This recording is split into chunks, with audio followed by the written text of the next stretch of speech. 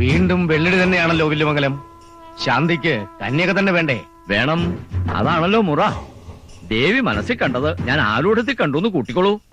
കണ്ടില്ലേ, അഷ്ടലക്ഷണങ്ങളും ഒത്തിരിക്കണു. ഹേമക്കുഞ്ഞിന്റെ ജാതകം ഉത്തമമെന്ന് പറഞ്ഞാൽ പോരാ, ഉത്കൃഷ്ടമെന്ന് തന്നെ പറയണം. ഇനി അമ്മയ്ക്ക് പൂജ ചെയ്യേണ്ടത് ഹേമക്കുഞ്ഞ് തന്നെ. അതാണ് പ്രശ്നഫലം.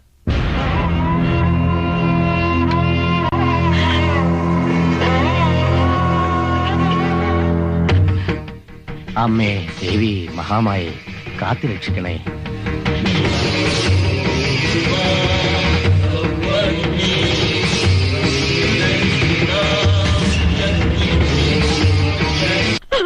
അരുത്, എന്റെ മോളെ വാഴിക്കരുത്. അസംബന്ധം പറയരുത്.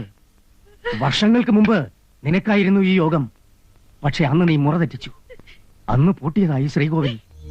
അതോടെ തറവാടിന്റെ ഐശ്വര്യം നശിച്ചു. പടിപ്പുരയ്ക്ക് പുറത്ത് നാട്ടുകാർ പരിഹസിക്കാൻ തുടങ്ങിയിരിക്കണു. മംഗലത്ത് പടിപ്പുരയുടെ പ്രതാപം കുറഞ്ഞുവെന്ന്, പ്രവചനങ്ങൾ തെറ്റാൻ തുടങ്ങിയിരിക്കണമെന്ന്. കണ്ണടച്ച് ധ്യാനിക്കുമ്പോ കാണുന്നത് കണ്ണീരൊഴുക്കിയിരിക്കുന്ന ദേവിയുടെ രൂപാണ്. ആ കണ്ണീര് തോരാതെ ഈ തറവാടിന് ശാന്തി ഉണ്ടാവില്ല. മംഗലത്ത് പടിപ്പുരയുടെ ശ്രേയസും പാരമ്പര്യവും ഒരു പെണ്ണിന്റെ കണ്ണീരിൽ ഒഴുക്കിക്കളയാൻ ഞാൻ സമ്മതിക്കില്ല ഭാരതി. ഒന്നും അറിയാത്ത ഒരു പെൺകുട്ടിയുടെ ജീവിതം നശിപ്പിക്കാൻ ഒരു ദേവിയും പറഞ്ഞിട്ടില്ല. ഇത് ചതിയാണ്. എന്റെ ജീവനുള്ളിടത്തോളം കാലം ഞാൻ ഇതിൽ കൂട്ടി നിൽക്കില്ല. കുരയ്ക്കരുത്. ഒരു പെൺപട്ടിയും ഈ പടിപ്പുരയ്ക്കകത്ത് കുരച്ചിട്ടില്ല. നരേന്ദ്ര, ഹേമയുടെ പഠിപ്പ് നിർത്തിക്കോ. അവളെ തിരിച്ചു വിളിക്കണം. ഇനി വൈകിച്ചുകൂടാ. അറപ്പുരയിൽ 14 ദിവസത്തെ ദേവി പൂജ. അത് കഴിഞ്ഞ് ഏകാദശി. 3-ാം പക്കം പട്ടും ചിലമ്പും കൊടുത്ത് തിരുമുടിച്ചാർത്ത്. ശേഷം വാഴിക്കൽ. വില്ലുമംഗലത്തെയും കൂട്ടി വേണ്ടത് ചെയ്തോളൂ. ശരി. എന്തെങ്കിലും വിഘ്നങ്ങൾ നിന്റെ ഭാഗത്ത് നിന്നുണ്ടായാൽ കഴിഞ്ഞതൊന്നും മറക്കാതിരുന്നാൽ നിനക്ക് നല്ലത്.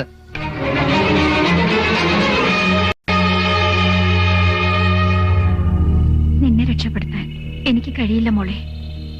നീ സ്വയം രക്ഷപ്പെടണം. എങ്ങോട്ടെങ്കിലും ഈ അമ്മയെക്കുറിച്ച് ഓർത്ത് മോള് വിഷമിക്കരുത്.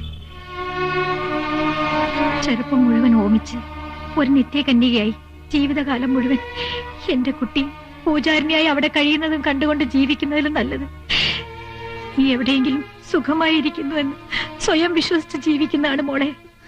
ഈ അമ്മയ്ക്ക് ആശ്വാസം ഇല്ലമ്മേ. എന്റെ അമ്മയെ തനിച്ചാക്കിയിട്ട് ഇങ്ങനെ ഒരു ഒളിച്ചോട്ടം എനിക്ക് വയ്യ. നീ ഇപ്പൊ ഇവിടെ നിന്ന് രക്ഷപ്പെട്ടില്ലെങ്കിൽ പിന്നെ ഒരിക്കലും രക്ഷപ്പെടാനാവില്ല. അമ്മയ്ക്ക് നിന്നെ രക്ഷപ്പെടുത്താൻ കഴിയില്ല മോളെ. വിധിയുണ്ടെങ്കിൽ മോൾക്ക് അമ്മയെ വീണ്ടും കാണാം. എന്റെ മോൾക്ക് അച്ഛന്റെ അനുഗ്രഹം എന്നുണ്ടാവും.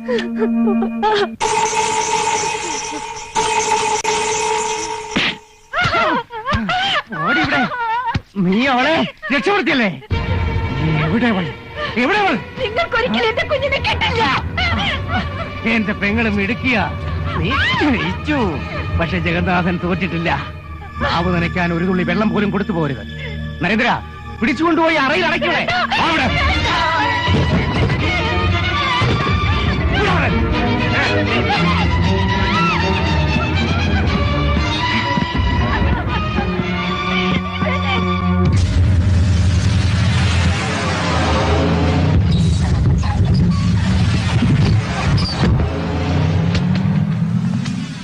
ചതിച്ചല്ലോ പോലീസേട്ടാ.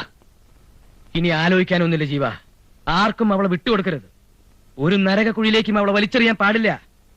പോടാ പോ.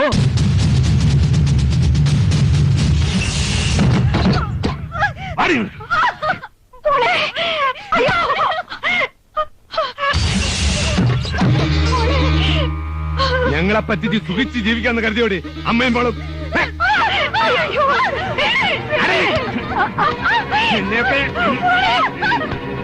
നരേന്ദ്ര. എന്താ നരേന്ദ്ര ഇത്? പ്രായം ചെറുപ്പം, ചാബല്യം സഹജം, മർദ്ദനം നിഷിദ്ധം. നരേന്ദ്രൻ ചെല്ല്.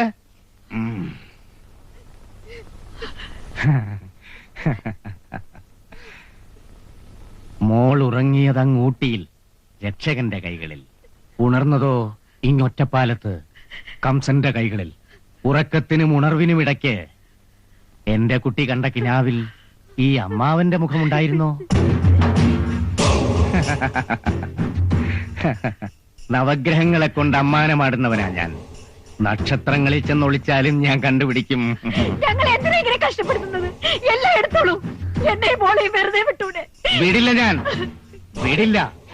നിങ്ങളുടെ നാശം, ഈ തറവാടിന്റെ നാശം ഞാൻ മൂലമായിരിക്കണം, എന്റെ മുന്നിലായിരിക്കണം.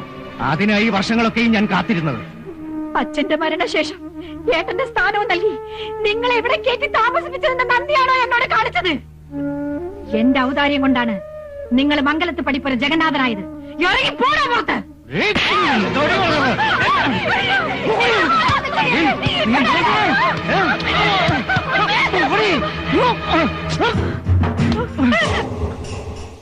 നിന്റെ ഔദാര്യമല്ലടി ജഗന്നാഥന്റെ അവകാശം, അപമാനിക്കപ്പെട്ടവന്റെ ആവശ്യം.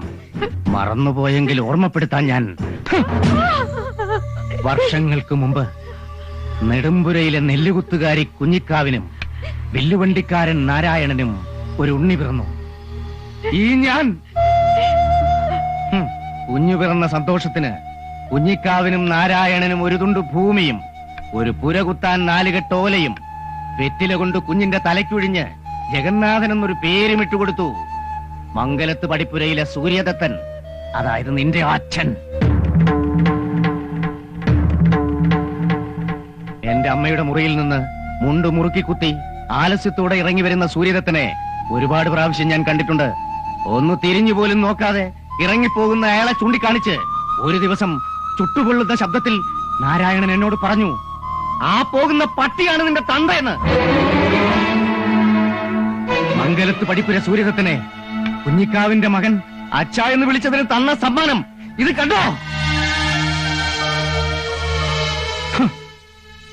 12 വയസ്സുകാരന്റെ കാല് ആനക്കോല് കൊണ്ട് തല്ലിയൊടിച്ചു പടിജന്മം നൽകിയ തന്ത.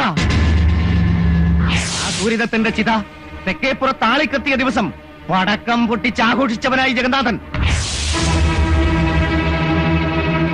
ഭാരതപ്പുഴയിൽ ചിതാഭസ്മം ഒഴുക്കിയിടത്ത് കാർക്കിച്ചു തുപ്പി അച്ഛന്റെ ആത്മാവിന് പുണ്യാഹം തളിച്ചവനാ ഈ ജഗന്നാഥൻ.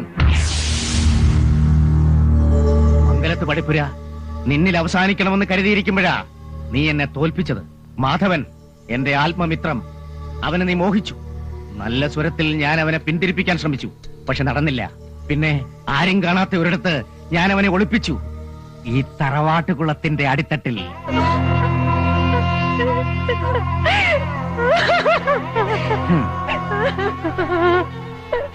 അവനോടുകൂടി എല്ലാം തീർന്നു എന്ന് കരുതിയിരിക്കുമ്പോഴാ നിന്റെ വയറ്റിൽ ഇവൾ വളരുന്നു എന്ന് ഞാൻ അറിഞ്ഞത്. ഇനി ഇവളിൽ നിന്നും ഈ തറവാടിനൊരു മുള പൊട്ടരുത്. വില്ലുമംഗലത്തോട് ഇവളുടെ വിവാഹകാര്യം നീ പറഞ്ഞ അന്ന് ഞാൻ തീരുമാനിച്ചുറച്ചതായി ഈ പ്രഹസനം. എന്റെ കണക്കുകൂട്ടലുകളാ വില്ലുമംഗലം കവിടി നിരത്തി ഗണിച്ചു പറഞ്ഞത്. പുറത്ത് വിളിച്ചു വരുത്തിയവരെല്ലാം വിളിച്ചു പറയും. ഞാൻ പഴയ നെല്ലുകുത്തുകാരിയുടെ മകനായിട്ട് നിന്നെ പറഞ്ഞു വിടാൻ ഇപ്പോഴും എനിക്ക് കഴിയും. പുറത്തൊരുത്തനും നീ പറയണത് വിശ്വസിക്കില്ല.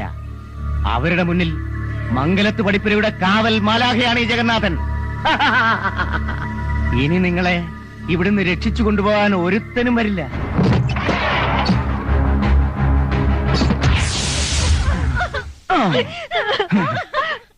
ഈ നാട് മുഴുവനുണ്ട് പടിപ്പുരയ്ക്കകത്ത്. എനിക്ക് കൂട്ടായി കാണ്.